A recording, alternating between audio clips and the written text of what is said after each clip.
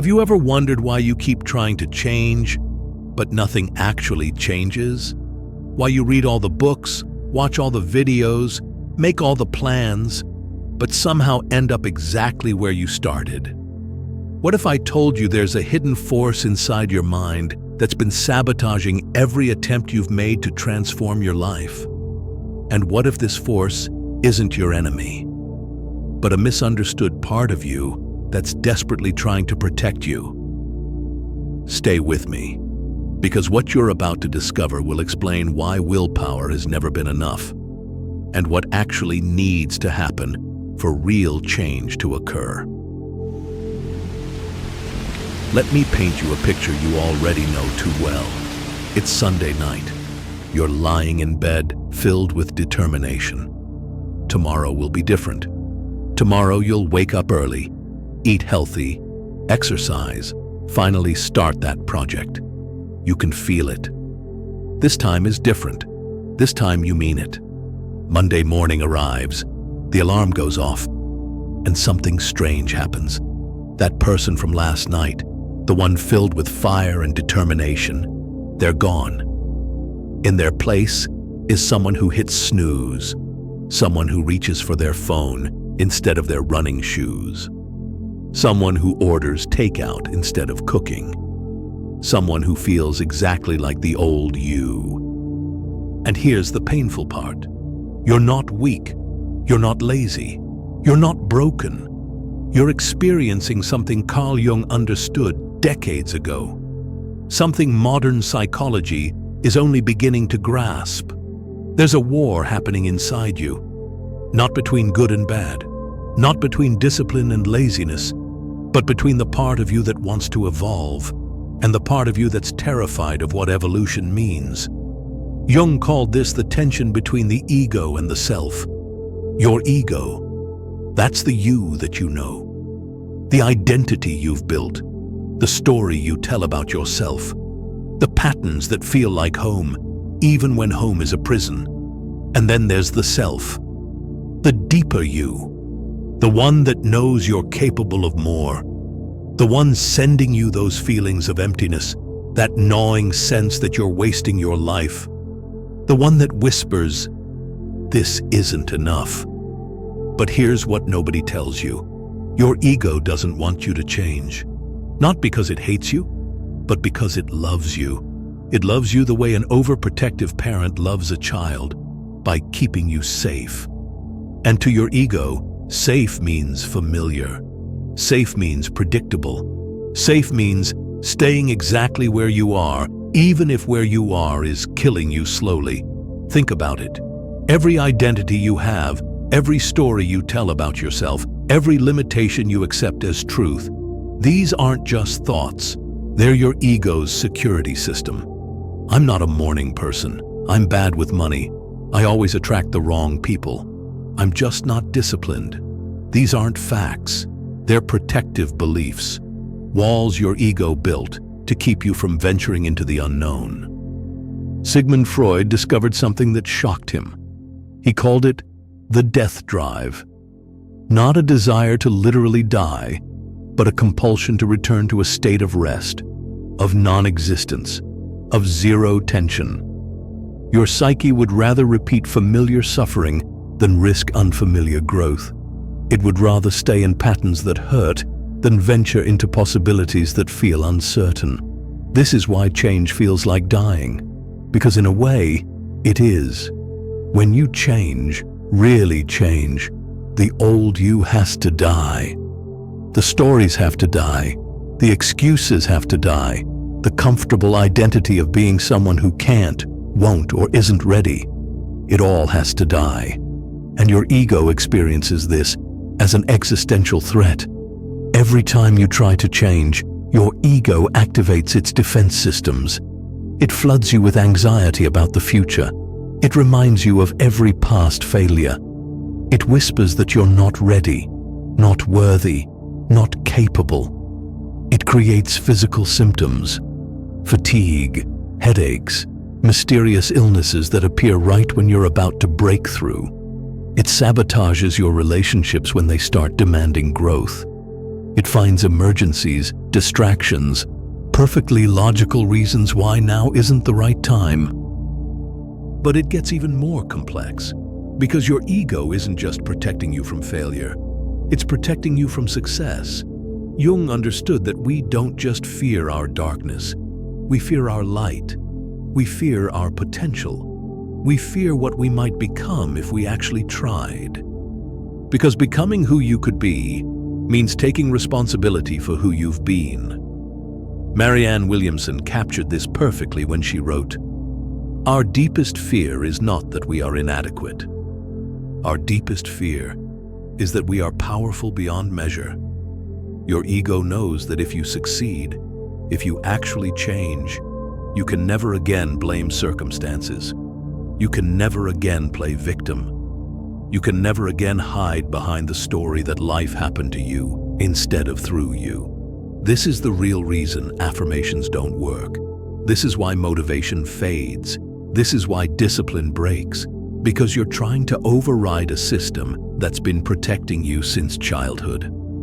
You're trying to convince a part of you that genuinely believes change equals death, that it should help you change.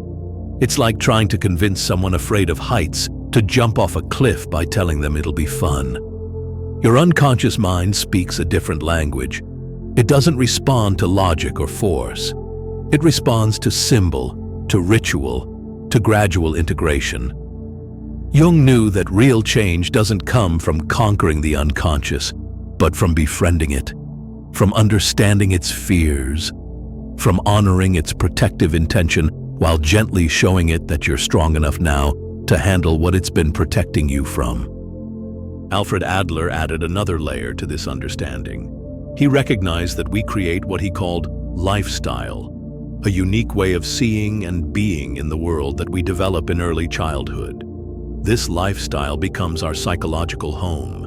Even if it's dysfunction, even if it causes suffering, it's familiar.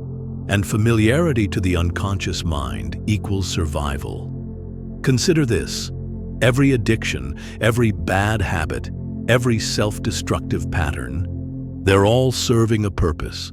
They're meeting a need. They're solving a problem. Maybe a problem you don't even remember having. The overeating might be protecting you from feeling emotions you're not ready to feel. The procrastination might be protecting you from success you don't believe you deserve. The toxic relationship might be protecting you from the vulnerability of real intimacy. Until you understand what purpose the pattern serves, you can't release it. You can't just rip out a support beam and expect the house to stand. You need to build new structures first, new ways of meeting those needs, new strategies for feeling safe. This is why most people fail at change. They try to eliminate behaviors without understanding their function. They declare war on parts of themselves without realizing those parts are trying to help. William James, the father of American psychology, discovered that sudden convert, every time you try to change, you're not just changing a habit. You're threatening your entire lifestyle. You're challenging the fundamental assumptions about who you are and how the world works. No wonder it feels impossible. You're trying to renovate the house while living in it, rebuild the plane while flying it, perform surgery on yourself while awake. But here's where it gets really interesting. Your resistance to change isn't random. It's specific. It shows you exactly where your growth edges are. The things you resist most are the things that would transform you most. The habits you can't seem to build are the ones that would free you from your current identity. The fears you can't face are guarding the doors to your evolution. Jung called this the transcendent function, the psyche's ability to unite opposites, to hold both the desire for safety and the need for growth, to be both who you are and who you're becoming. But this function only activates when you stop fighting yourself and start understanding yourself. Science, real transformations, often happen not through gradual effort, but through surrender, through what he called letting go. The moment you stop forcing and start allowing, the moment you stop fighting your nature and start working with it, But surrender doesn't mean giving up. It means giving in to a deeper intelligence, to a wiser part of yourself that knows how to heal if you just stop interfering. It means trusting that the part of you that wants to grow is stronger than the part that wants to stay safe. It means believing that you're ready for who you're becoming, even when everything in you screams that you're not. Here's what's actually happening when you can't change. Your conscious mind is saying yes, while your unconscious mind is saying no. And guess which one is stronger? The unconscious wins every time. It has to. It's been keeping you alive since before you could talk. It's not going to hand over control just because you read an inspiring quote or decided to try harder. Real change requires alignment. It requires your conscious and unconscious minds to want the same thing. And that only happens through integration, through shadow work, through facing the parts of yourself you've been avoiding, through admitting that maybe, just maybe, you've been getting something out of staying stuck. Maybe being unsuccessful protects you from criticism. Maybe being overweight protects you from unwanted attention. Maybe being broke protects you from the responsibility of wealth. Maybe being alone protects you from the risk of betrayal. These aren't conscious choices. They're unconscious strategies. And until you see them, really see them, they'll keep running your life. Viktor Frankl, who survived the Nazi concentration camps, understood something profound about change.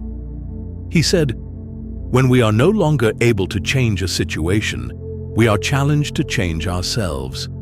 But here's what he didn't say. Changing yourself is the hardest thing you'll ever do, because it requires you to let go of who you've been without knowing who you'll become. It requires you to exist in what Jung called the tension of opposites, to be simultaneously the person who failed and the person who might succeed, the person who was hurt and the person who might heal, the person who was small and the person who might be magnificent. This tension is unbearable for the ego. It wants resolution. It wants to know. It wants guarantees. But transformation doesn't offer guarantees. It offers possibility. And possibility is terrifying when you've spent your whole life in the prison of the predictable. This is why most people choose familiar suffering over unfamiliar joy. Why they choose the devil they know over the angel they don't. Why they'd rather repeat the past than risk the future. Your brain is literally wired to resist change. Neural pathways that have been reinforced thousands of times don't just disappear because you decided to be different. They fight back. They pull you back. They make the old way feel right even when you know it's wrong. They make the new way feel wrong even when you know it's right. This is the neuroscience of resistance. Every thought pattern, every emotional reaction, every behavioral habit, they're all carved into your brain like rivers carved into rock. And trying to change them through willpower alone is like trying to redirect a river with your bare hands. It's not just difficult, it's impossible. But here's the secret your ego doesn't want you to know. Change isn't about force. It's about flow. It's not about conquering yourself. It's about understanding yourself. It's not about becoming someone new. It's about uncovering who you've always been beneath the layers of protection, adaptation, and survival. Jung believed that individuation, the process of becoming whole, wasn't about adding something new. It was about integrating what was already there, about reclaiming the parts of yourself you had to abandon to survive, about reuniting with the aspects of your nature you had to deny to be accepted. Think about the child you were before the world told you who to be, before you learned that certain parts of you were unacceptable, before you discovered that love was conditional. That child didn't need to learn how to change.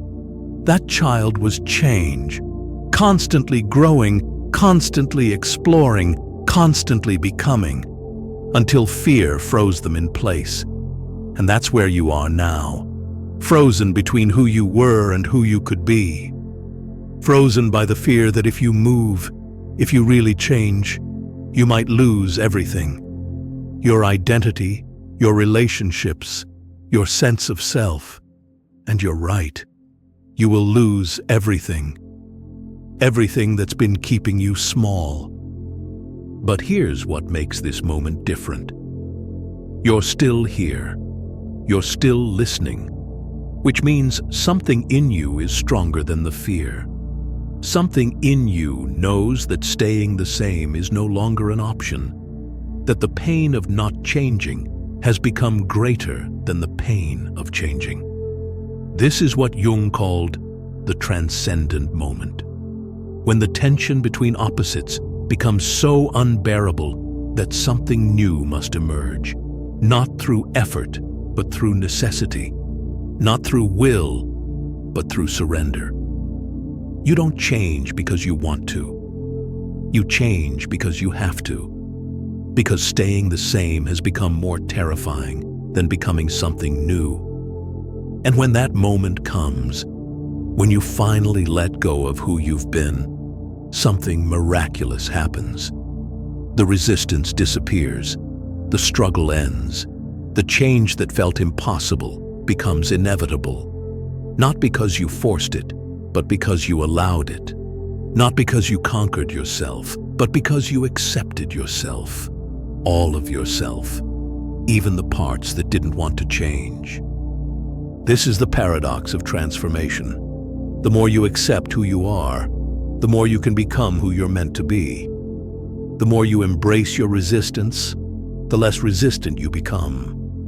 The more you honor your fear, the more courageous you grow. It's not about winning the war against yourself. It's about ending it.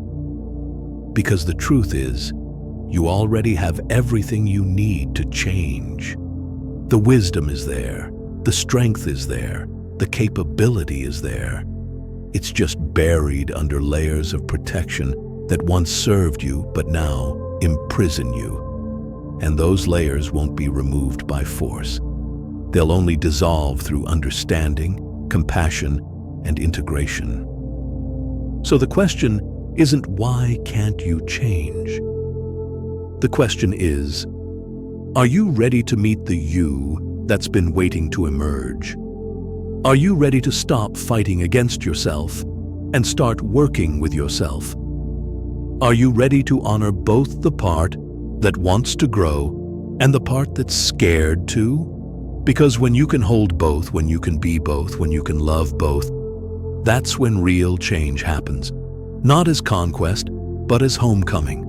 Not as force, but as flow. Not as death, but as birth. If this message touched something deep inside you, if you felt seen, understood, maybe even exposed, then you're ready for what comes next. Don't let this moment pass. Subscribe to this channel right now, because understanding why you can't change is just the beginning. In our next video, we'll explore the specific practices that actually work.